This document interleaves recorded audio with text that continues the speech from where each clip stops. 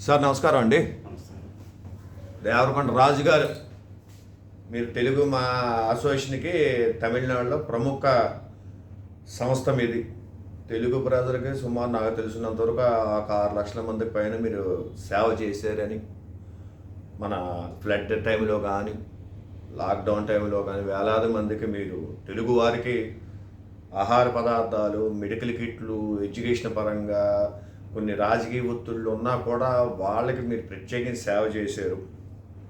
మీరు రాయమండ్రి వచ్చారు, మాతో ప్రస్తుతం మాట్లాడుతున్నారు.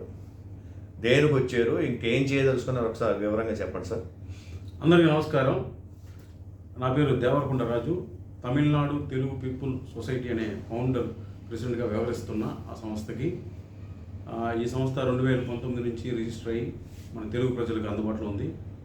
కొన్ని కార్యక్రమాల నిమిత్తం మన రాజమండ్రికి రావడం జరిగింది. మా స్నేహితులు నీరుకొండ వీరన్న చౌదరి గారిని కలిసా. ఆయనతో పాటు కొంచెం మీడియా మిత్రులతో కలవడం జరిగింది. ఈ సందర్భంగా మన తెలుగు భాష పుట్టిన ఊరైన రాజమహేంద్రవరంలో ఈ మీడియా మిత్రులు కలుసుకోవడం, ఈ ఊరికి రావడం అనేది నాకు చాలా హ్యాపీగా ఉంది. సో నా సంస్థ తరఫున మన రాజమండ్రి ప్రజలకు నేను తెలియజేసింది ఏంటంటే, తమిళనాడు మద్రాస్ అనేటప్పుడు మన ఆంధ్రాలో ఉండే ప్రతి జిల్లా వాళ్ళకి ఏదో రూపము ఒక కనెక్టివిటీ ఉంటుంది. ఎడ్యుకేషన్ కానివ్వండి, ఉద్యోగం కానివ్వండి, వ్యాపారం కానివ్వండి, ఏదో ఒక రీజన్ మీద మద్రాస్కి వస్తుంటారు. మీరు చూసారంటే సర్కార్ ట్రైన్ అయితే టికెట్లు దొరకవు, ఎక్కువగా మన వాళ్ళంతా దానికి ప్రయాణం చేస్తుంటారు. సో ఈ తెలుగు వారు ఎక్కువగా ఉన్నారనే ఈ సంస్థను పెట్టా. సో చాలామందికి అక్కడ తమిళనాడులో ఏదైనా ఒక సమస్య వచ్చినా, ఏదైనా వ్యాపారం చేయాలన్నా, ఏదైనా మంచి చెట్లు తెలుసుకోవాలన్నా, ఎక్కడికి వెళ్ళాలనేది ఒక క్వశ్చన్ మార్క్ తయారవుతుంది. అంటే వాళ్ళకి తమిళ భాష రాదు కాబట్టి, వాళ్ళు తమిళన్స్కి ఏమో తమిళ అంటేనే ప్రేమ ఎక్కువ, తెలుగు వాళ్ళ మీద కదా ఎక్కువ పరిచయం ఉండదు కాబట్టి. సో అందువల్ల ఈ తమిళనాడు తెలుగు పీపుల్ సొసైటీ తరఫున ఎవరికైనా ఏదైనా హెల్ప్ కావాలంటే మీరు గూగుల్లోకి వెళ్ళి తమిళనాడు తెలుగు అసోసియేషన్ కొడితే ఫస్ట్ ప్లేస్లో వచ్చేది తమిళనాడు తెలుగు పీపుల్ ఫౌండేషన్ అని మన సంస్థే. దాంట్లో నా కాంటాక్ట్ నెంబర్ ఉంటుంది. వెబ్సైట్లోకి వెళ్ళినా www.tntpf.com అని వెళ్ళినా అందులో కూడా మన వెబ్సైట్ డీటెయిల్లో మొత్తం అన్నీ కూడా ఉంటాయి. అదేవిధంగా లేదు మీరు జస్ట్ డేలోకి వెళ్ళి తమిళనాడు తెలుగు అసోసియేషన్ కొట్టినా కూడా మన డీటెయిల్ వస్తుంది.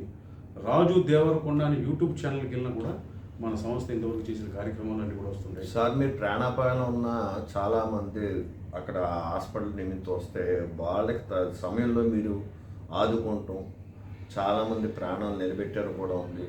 ఎంతమందికి చేశారు ఆ సేవ చెప్పగలరు? అంటే చాలా వరకు ఎమర్జెన్సీ కేసు మీద చెన్నైకి వస్తుంటారు. ఇప్పుడు మీరు నెల్లూరు చూసినా, చిత్తూరు వైపు చూసినా, మన రాజమండ్రి వైపున చూసిన క్యాన్సర్కి అంతా చెన్నైలోనే బెస్ట్ ట్రీట్మెంట్. మనం కొంతమంది పేదలు ఎక్కువగా ఖర్చు పెట్టలేని వాళ్ళు, లక్షల్లో అపోలో అలాంటి హాస్పిటల్కి వెళ్ళలేని స్తోమత లేని వాళ్ళంతా వస్తుంటారు.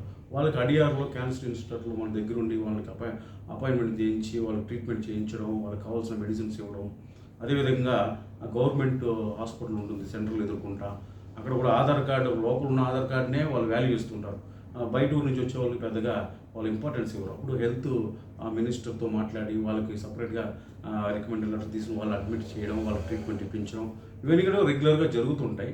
సో అందువల్ల మన తెలుగు ప్రజలకి అనేక రకాలుగా మనం ఉపయోగపడడం వల్ల దాంట్లో ఒక ఆనందాన్ని మేము పొందుతున్నాం. మా గ్రూప్ సభ్యులందరూ కూడా ఇక్కడి నుంచి వచ్చిన స్టూడెంట్స్కి అక్కడ కొంతమంది తమిళియన్స్ రౌడీ తాగుడు వచ్చి వాళ్ళని ఇబ్బంది పెడుతుంటా కూడా మీరు ఆదుకున్నాను కూడా మాకు తెలిసింది.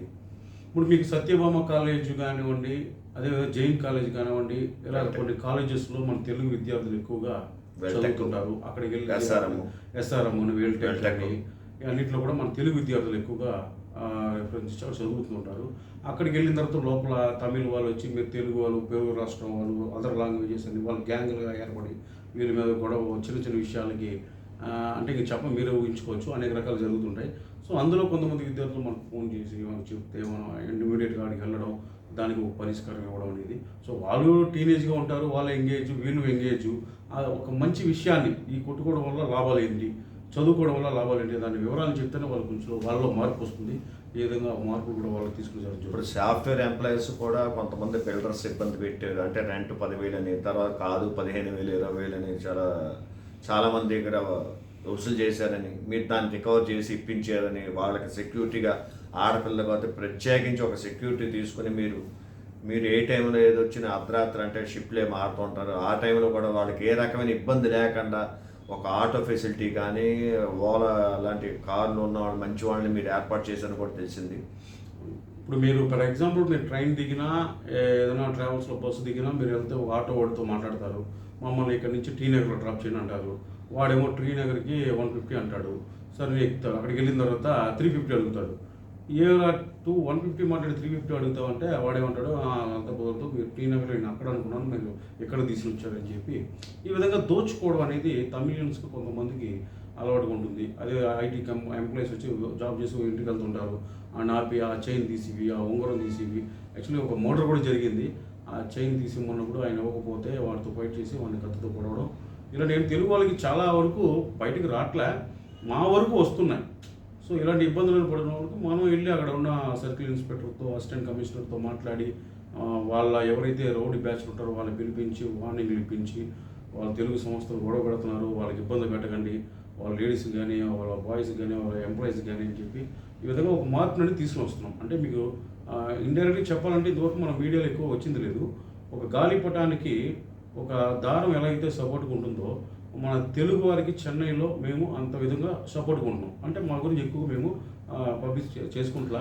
ఈ తెలుగు భాష అయితే ఎక్కడైతే పుట్టిందో మన రాజమండ్రి, ఈ రోజు నుంచి మనం ఈ మీడియా పరంగా మన తెలుగు వాళ్ళకి ఆహ్వానిస్తారు. మన ఫ్లడ్ టైంలో కూడా చాలామంది తెలుగు ప్రజలు మొత్తం ఆస్తులు కోల్పోయారు, చాలా ఇబ్బంది పడ్డారు. ఆ సమయంలో మీరు అంత ఫ్లడ్లో కూడా కొన్ని వర్గాలుగా కొన్ని గ్రూపుల కింద మీరు విడిపోయి వాళ్ళకి ఫుడ్, మెడికల్ కిట్లు సుమారు ఎన్ని వేల మందికి, ఎన్ని లక్షల మందికి ఇచ్చారని చెప్పగలరు? వరద టైంలో ఫ్లడ్ వచ్చినప్పుడు 2015లో ఫ్లడ్ వచ్చినప్పుడు మేము సుమారు ఒక 50 నుంచి 60 వేల ఫ్యామిలీలకి నిత్యం వాళ్ళకి కావాల్సిన వెజిటేబుల్స్, ప్రొవిజన్స్, ఫుడ్ ప్యాకెట్స్, బెడ్షీట్లు అన్నీ కూడా అందడం జరిగింది.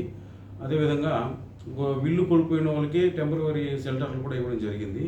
తర్వాత మళ్ళీ 2017లో కూడా ఒక వరదలు వచ్చినాయి. ఆ రోజు అయితే చెన్నై పులుగా చెట్లన్నీ కూడా ధ్వంసమైనవి, గృహాలు అన్నీ కూడా చాలా ధ్వంసమైంది. ఆ టైంలో కూడా ఇదే విధంగా సపోర్ట్ చేయడం జరిగింది.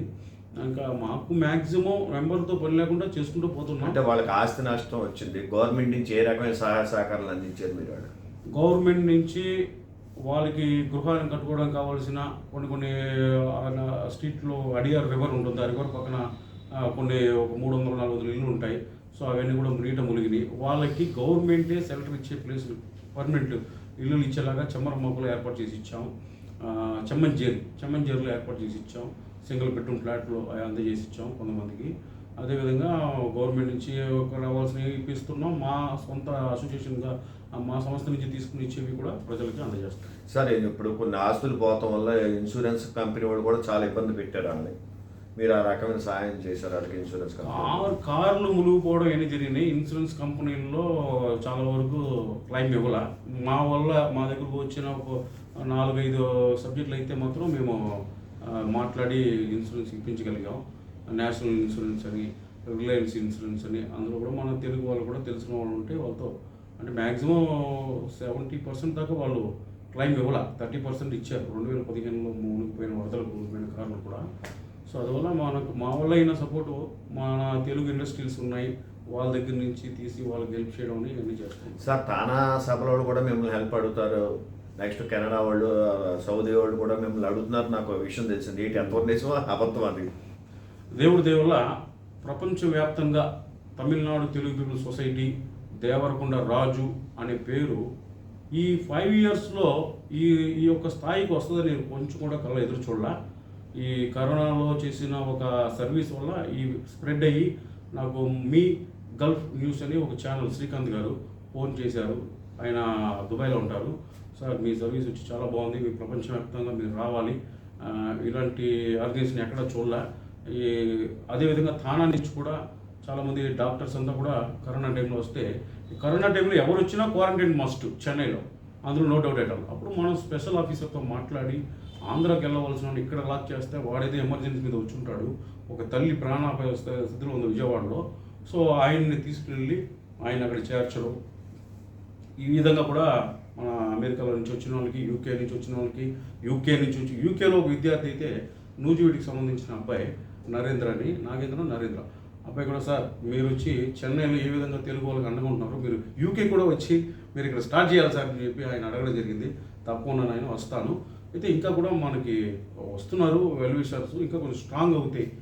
మనం ఒక ప్రజలకి సేవ చేయాలి, తెలుగు జాతిని ఉద్ధరించాలి అనే యుద్ధంలో వెళ్ళేటప్పుడు మనకు కావాల్సిన యుద్ధ సామాగ్రి అంతా రెడీ అవ్వాలి, అంటే సపోర్టర్స్ అంతా రెడీ అవ్వాలి. అప్పుడు నేను ప్రయాణం ప్రపంచవ్యాప్తంగా చేయడానికి సిద్ధంగా ఉన్నాను. ఇప్పుడు మీరు అసోసియేషన్ పెట్టాక ఎంతమందికి ఉద్యోగాలు కానీ లేకపోతే ఎడ్యుకేషన్ కానీ మీకు ఎడ్యుకేషన్ పరంగా, ఎంప్లాయ్మెంట్ పరంగా, వ్యాపార పరంగా, హెల్త్ పరంగా అన్ని రకాలుగా మొత్తం ఎంతమంది సేవ 6 నుంచి 7 lakh అబోనే మనం సర్వీస్ చేసింది. అదేవిధంగా మీకు ఈ శ్రీకాకుళం నుంచి కడా దాకా కూడా ఈ ట్రావెల్ యూనియన్ డ్రైవర్లు, ట్రావెల్ నడుతూ కారు క్యాబ్స్ నడుతున్న డ్రైవర్లకు కానీ ఏదైనా యాక్సిడెంట్లు జరిగినా, అక్కడ ఏదైనా ఎమర్జెన్సీ సపోర్ట్ అన్న కూడా మనం చెన్నైలో కూడా అన్ని రకాలుగా సపోర్ట్ చేస్తున్నాం. సార్ ఇప్పుడు మీకు అక్కడ గవర్నమెంట్ సపోర్ట్ ఉంది, ఇక్కడ గవర్నమెంట్ గతంలో ప్రభుత్వం ఏమైనా మీకు సపోర్ట్ చేసిందా? ఇప్పుడు ఏం కోరుకుంటున్నారు మీకు గవర్నమెంట్ నుంచి? గతంలో వైఎస్ఆర్సీపీ ప్రభుత్వం ఉన్నప్పుడు మేమేం కోరుకోలే, దానికి సంబంధించిన సబ్జెక్టులు ఎవరు మా దగ్గర రాలా, మేమేం చేయలే.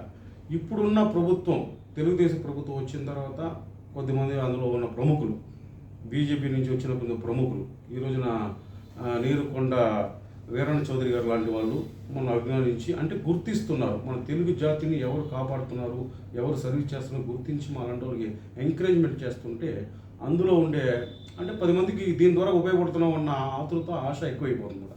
అంటే ఎంతోమంది మన కన్నెదురుకుంటా కష్టపడుతున్నారు.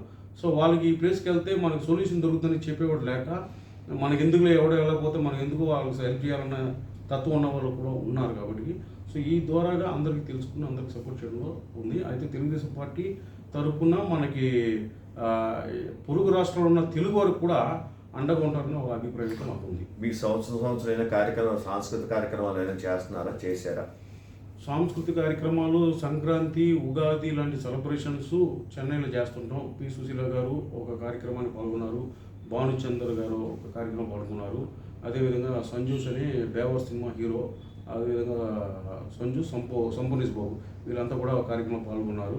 ఎల్ఆర్ ఈశ్వరి గారితో ఒక కార్యక్రమం. ఉండే తెలుగు వారికి ఒక ఎంటర్టైన్మెంట్ కావాలి, సేవ అని ఉండే వాళ్ళు ఎంటర్టైన్మెంట్ కూడా చేయాలన్న నేపథ్యంలో ఇయర్లీ 4 times వచ్చి మనం సేవా కార్యక్రమాలు పెడుతుంటాం. అదేవిధంగా ఈ తెలుగు సినిమాలు ఏదైతే విజయవంతం చెందుతున్నాయో ఆ సినిమాలన్నీ కూడా మన అక్కడ థియేటర్లో ప్రదర్శించడం కూడా జరుగుతుంది. గత 3 సంవత్సరాలుగా వకీల్ సాబ్ నుంచి ఇప్పుడు దాకా మనం కల్కి దాకా కూడా మూవీలు ప్రతి హిట్ మూవీ వేయడం జరిగింది. అంటే ఒక ఎంటర్టైన్మెంట్ మన తెలుగు వాళ్ళకి ఇవ్వడం కోసం. చివరికి ఇంకేం చెప్పదలుచుకున్నారు?